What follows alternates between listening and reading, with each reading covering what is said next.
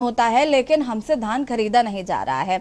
और तमाम बातें भी यहाँ पर मुख्यमंत्री भूपेश बघेल ने कही। और आपको बता दें कि आज वो बांदा दौरे पर हैं। और बढ़ेंगे खबरों में। कोंडागांव में पुलिस लगातार ग्रामीणों का विश्वास जीतने में लगी हुई है। पुलिस विभाग द्वारा लगातार दूरस्थ अंचलों में जाकर चलित थाना लगाकर गांव के ग्रामीणों को साइबर अपराध फ्रॉड के बारे में विस्तृत जानकारी देकर इनके बचाव के उपाय भी बता रही है।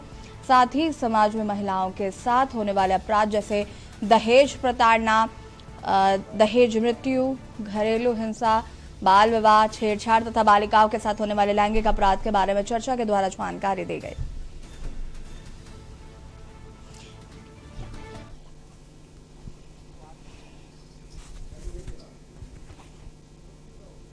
बीच जो है गैप कम करने के लिए सामुदायिक पुलिसिंग योजना के तहत जिले में चलित थाना लगातार चलाया जा रहा है। अभी पिछले 3 दिनों में लगभग 7 थानों में चलित थाना चलाया गया है, जिसमें ग्रामीणों की समस्याएं सुनी जा रही है। मौके पे ही प्रयास किया जा रहा है कि उनकी समस्याओं को दूर किया जा सके। इसके अलावा ग्रामीणों को शासन की जो पुलिस से संबंधित योजनाएं बताई जा रही हैं। इसके अलावा चिट फंड और साइबर अपराध से बचने के तरीके बताए जा रहे हैं। शराब की बुराइयों से अवगत किया जा रहा है ताकि गाँव में भी इस प्रकार की जो समस्याएं हैं या अपराध हो रहे हैं उन पे रोकथाम लग सके। छत्तीसगढ़ और महाराष्ट्र के बॉर्डर पर 2 दिन पहले सुरक्षा बलों ने गढ़चिरौली के मर्दिन टोला में ऑपरेशन चलाकर जिन 26 नक्सलियों को ढेर किया, उनमें छत्तीसगढ़ के 8 इनामी नक्सली शामिल हैं। मारे गए नक्सली 2 से लेकर 20 लाख रुपए तक के इनामी हैं। पुलिस अफसरों के मुताबिक मुठभेड़ में मारे गए नक्सली दोनों राज्यों के बीच सक्रिय थे।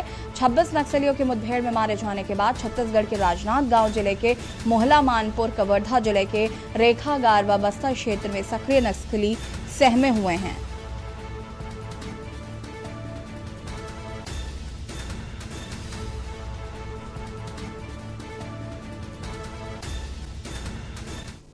गढ़चिरौली में एक बड़ी नक्सली मुठभेड़ हुई है, जिसमें गढ़चिरौली में C60 की टीम के द्वारा एक बड़े स्तर पे 26 नक्सलियों को मार गिराया गया। उसमें हमारे सुकमा जिले के भी बड़े कैडर मारे गए।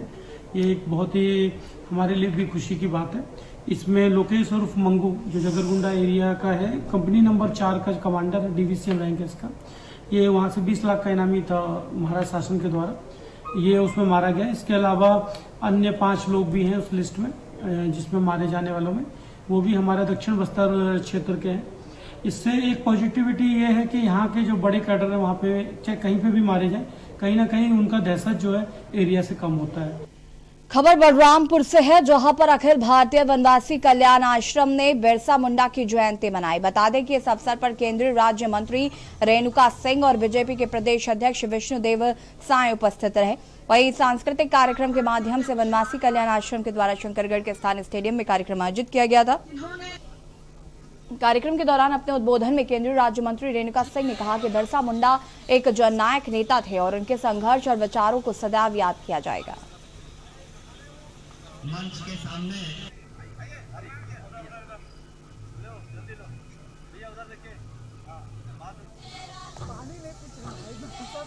भगवान बिरसा मुंडा का जन्मदिन है और देश के 12 करोड़ से भी ज़्यादा जनजातियों के लिए बड़े सौभाग्य की बात है कि भगवान बिरसा मुंडा की जयंती को हमारे भारत सरकार ने, भारत के यशस्वी प्रधानमंत्री श्री नरेंद्र मोदी जी ने राष्ट्रीय जनजातीय गौरव दिवस के रूप में घोषित किया है।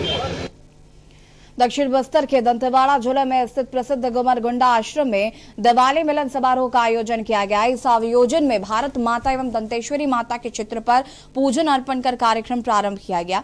इस अवसर पर आश्रम के छात्र छात्राओं के द्वारा भजन गाकर कार्यक्रम में आए अतिथियों का स्वागत किया गया। बच्चों के नाच गान भजन देखकर आए हुए अतिथि भी मंत्रमुग्ध हो गए। इस दौरान माधव सेवा समिति के अध्यक्ष जितेंद्र सिंह भदौरिया माधव सेवा समिति के माध्यम से समाज जागरण और राष्ट्र जागरण के संबंध में अपने विचार रखे व उन्हें हैदराबाद के समाजसेवी, नेत्रहीन एवं अन्य सामाजिक कार्यकर्ताओं के जीवन के संबंध में घटित घटनाओं के माध्यम से सामाजिक समरसता एवं सामाजिक कार्य के लिए आगे आने हेतु आह्वान किया।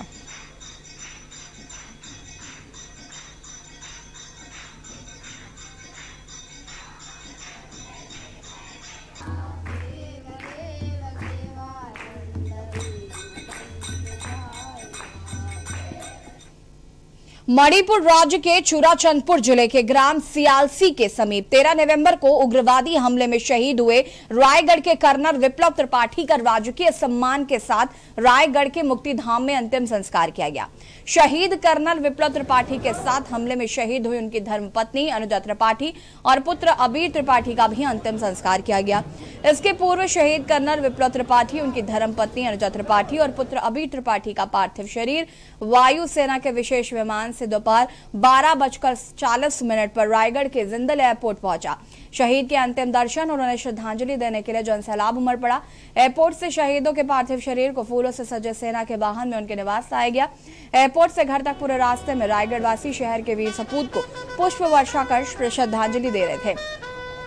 निवास स्थान में परिजनों के द्वारा शहीदों के पार्थिव शरीर के अंतिम दर्शन उपरांत रामलीला मैदान में शहरवासियों के अंतिम दर्शन व श्रद्धांजलि के लिए रखा गया।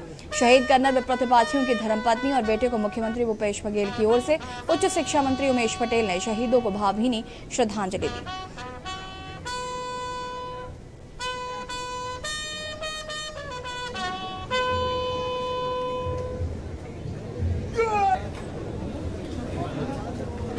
माओवादियों की हत्या के बाद में जिस प्रकार से यहाँ पर जो विप्लव त्रिपाठी का है, तीनों का यहाँ पर जो शहीद होने के बाद में रायगढ़ में शव आया हुआ है। आप देख सकते हैं, मैं आपको दिखाना चाहूँगा कि आप देखिए रामलीला मैदान है। रामलीला मैदान में अंतिम दर्शन के लिए यहाँ पर रखा गया है और जिस प्रकार से रायगढ़ के जो लोग हैं अपने शहीद के अंतिम दर्शन के लिए यहाँ पर आए हुए हैं, ये जनसैलाब आप देख सकते हैं कि हजारों की तादाद में लोग यहाँ पर आए हुए हैं। साथ ही आपको बता देना चाहूँगा कि रायगढ़ में आज स्फूर्ता व्यापारियों ने अपना दुकान बंद किया हुआ है। सबसे पहले बता दें कि जो शहीद विप्लव त्रिपाठी है, उनका जो शव है जिंदल के एयरपोर्ट में आया। एयरपोर्ट में आने के बाद में वाहन के माध्यम से उनके घर गया। घर आने के बाद में रामलीला मैदान में उनके अंतिम दर्शन के लिए रखा गया है। आप देख सकते हैं किस प्रकार से यहाँ पर जनसैलाब उमड़ा हुआ है। बता दें कि विप्लव त्रिपाठी के साथ में उनकी धर्मपत्नी और उनके बच्चे की भी वहाँ पर हत्या कर दी गई थी और तीनों शहीद हो गए थे। फिलहाल 24 घंटे के बाद में रायगढ़ में उनका अंतिम दर्शन के लिए आप मैं एक बार और कैमरामैन से चाहूँगी कि एक बार और दोबारा दिखाएंगे कि देखिए किस प्रकार से यहाँ पर हजारों की तादाद में लोग अपने वीर का अंतिम दर्शन करने यहाँ पर आए हुए हैं।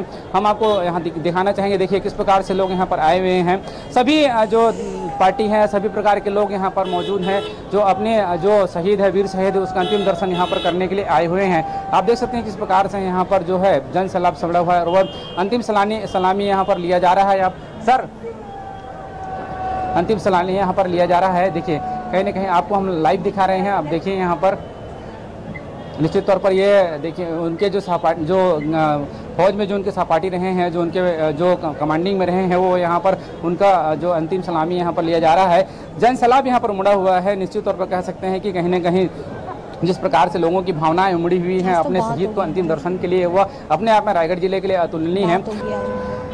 जिले भर से लोग यहाँ पर आए हुए हैं, चाहे वो वरिष्ठ, चाहे भाजपा के कार्यकर्ता हो, चाहे भाजपा के जो नेता हो, कोई भी हो, यहाँ पर मौजूद हैं और अपने जो वीर को अंतिम सलामी यहाँ पर दिया जा रहा है। कैमरामैन गोपेश के साथ में मैं श्रवण चौहान। और यहाँ पर वक्त हो गया एक छोटे से ब्रेक का, जल्द हाजिर होता है। आप देख रहे हैं के न्यूज, खबरों का सारथी।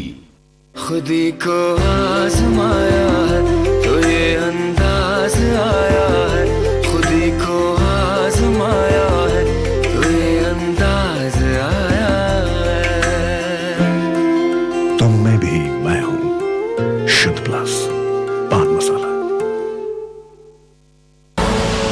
आप देख रहे हैं के न्यूज, खबरों का सारथी। ब्रेक के बाद एक बार फिर से आप सभी का स्वागत है और लखनऊ से आपको खबर बता देते हैं। ऑस्ट्रेलिया में महात्मा गांधी की मूर्ति खंडित होने के मामले में अखिलेश यादव ने ट्वीट किया है। इस घटना को विश्व पटल पर उठाने की जरूरत है, अखिलेश यादव ने यह ट्वीट किया है।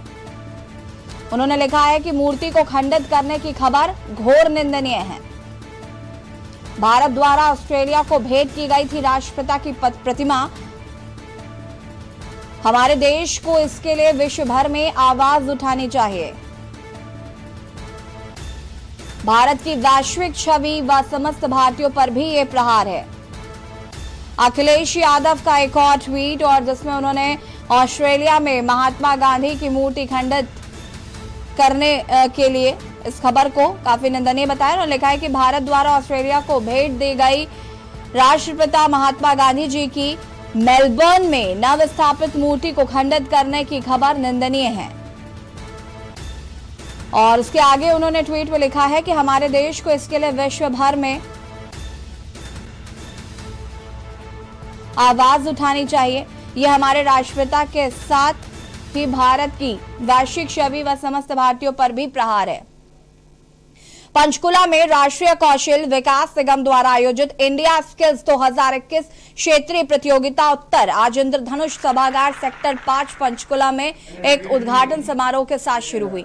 ये प्रतियोगिता 8 राज्यों और केंद्र शासित प्रदेशों चंडीगढ़, दिल्ली, हरियाणा, हिमाचल प्रदेश, जम्मू और कश्मीर, पंजाब, उत्तराखंड और उत्तर प्रदेश के 450 से अधिक प्रतिभागियों के प्रदर्शन की साक्षी बनेगी। इंडिया स्किल्स देश की सबसे बड़ी कौशल प्रतियोगिता है जो कि उत्कृष्टता के साथ प्रयास करती है।